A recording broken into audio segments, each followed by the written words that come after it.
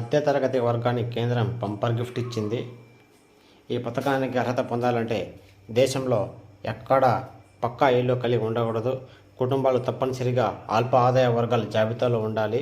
ఈ వీడియో గురించి పూర్తిగా తెలుసుకునే ముందు మీరు మొదటిసారి ఈ వీడియోను చూస్తున్నట్లయితే ఛానల్ని సబ్స్క్రైబ్ చేసుకొని చేసి ఫ్రెండ్స్ అండ్ ఫ్యామిలీకి షేర్ చేయండి. మీరు సబ్స్క్రైబ్ చేసుకోవడం వల్ల విషయాలు అప్పుడు మీకు కంటే ముందుగా ఛానల్ మీకు తెలియపరచడం జరుగుతుంది. ద్వారా మీరు విషయాలను తెలుసుకునేందుకు అవకాశం ఉంటుంది. మీరు కూడా మర్చిపోకుండా ఈ ఛానల్ని సబ్స్క్రైబ్ చేయండి. నాకు సపోర్ట్ చేస్తారని కోరుకుంటూ విషయంలోకి వస్తే, ఈ పౌరునికి ఒక్క ఇల్లు ఉండేలా అన్నదే భారత ప్రభుత్వం ప్రత్యేక చర్యలు తీసుకుంటోంది. తాజాగా 1 కోటి ఇళ్లను నిర్మించే లక్ష్యంతో రూపొందించిన ప్రధానమంత్రి ఆవాస్ యోజన అర్బన్ పథకానికి కేంద్ర మంత్రివర్గం ఆమోదం తెలిపింది. ఈ స్కీమ్ కింద భారతదేశంలోని పట్టణ పేదలు తక్కువ ధరలకే ఇల్లు నిర్మించుకోవచ్చు.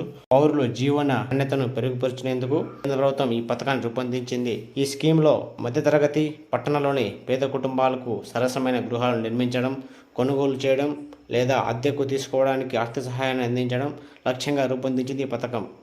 సమాజంలో అట్టడుగు వర్గాలను లక్ష్యంగా చేసుకుంటుంది. వీరిలో మురికివాడల నివాసులు, ఎస్సీ, ఎస్టీ, మైనారిటీలు, వితంతువులు, వైకల్యాంగులు, సమాజంలో ఇతర వెనుకబడిన వర్గాలు వారు ఉన్నారు. ఈ పథకానికి ఎవరు అర్హులు అంటే, దేశంలో ఎక్కడ పక్కా ఇల్లు కలిగి ఉండకూడదు. కుటుంబాలు తప్పనిసరిగా అల్ప ఆదాయ వర్గాల జాబితాలో ఉండాలి. ఇందులో మనకు కొన్ని వర్గాలను వారు గుర్తించడం జరిగింది. అందులో మొదటిది ఆర్థికంగా వెనుకబడిన విభాగం అంటే ఈడబ్ల్యూఎస్. 3 లక్షల లోపు వార్షిక ఆదాయం ఉన్న వాళ్ళు అర్హులు. రెండవది తక్కువ ఆదాయ వర్గాలు అంటే ఎల్ఐజి. వారి వార్షిక ఆదాయం 3 లక్షల నుంచి 6 లక్షలకు మించకూడదు. ఇంకా మూడవది ఎంఐజి అంటే మధ్య ఆదాయ వర్గాల వారు. వారి వార్షిక ఆదాయం 6 లక్షల నుంచి 9 లక్షల వరకు ఉన్నవారు మాత్రమే అర్హులుగా గుర్తించబడతారు. ఈ స్కీమ్లో కీలక అంశాలు తెలుసుకుంటే, బెనిఫిషరీ లెడ్ కన్స్ట్రక్షన్. వారికి ఈడబ్ల్యూఎస్ కుటుంబాలకు వారి సొంత స్థలంలోనే కొత్త గృహాలను నిర్మించుకోవడానికి ఆర్థిక సహాయం అందిస్తారు.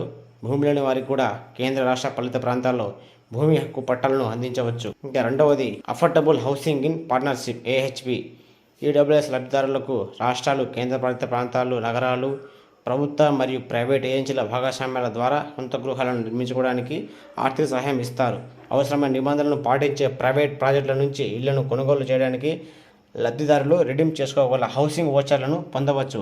ఇన్నోవేటివ్ కన్స్ట్రక్షన్ టెక్నాలజీను ఉపయోగించే ప్రాజెక్టుల కోసం 1 చదరపు మీటరు అంటే 1 యూనిట్కు ₹1000 చొప్పున టెక్నాలజీ ఇన్నోవేషన్ గ్రాంట్లు TIGగా పేర్కొనే అదనపు గ్రాంట్స్ ఉంటాయి. Affordable rent housing. శ్రామిక మహిళలు, పారిశ్రామిక కార్మికుల, పట్టణ వలసదారులు, నిరసరాయులైన వ్యక్తులు, నిరుపేదలు, విద్యార్థులు, ఇతర అర్హులైన లబ్ధిదారుల కోసం అద్దె గృహాలను నిర్మిస్తుంది. సొంత ఇంటి కలిగి ఉండాలనుకోని, స్వల్పకాలానికి గృహ అవసరాలు లేదా ఇల్లు నిర్మించడానికి, కొనుగోలు చేయడానికి ఆర్థిక సామర్థ్యం లేని వారికి సరసమైన పరిశుభ్రమైన నివాస స్థలాలను అందించడం దీని ఉద్దేశం.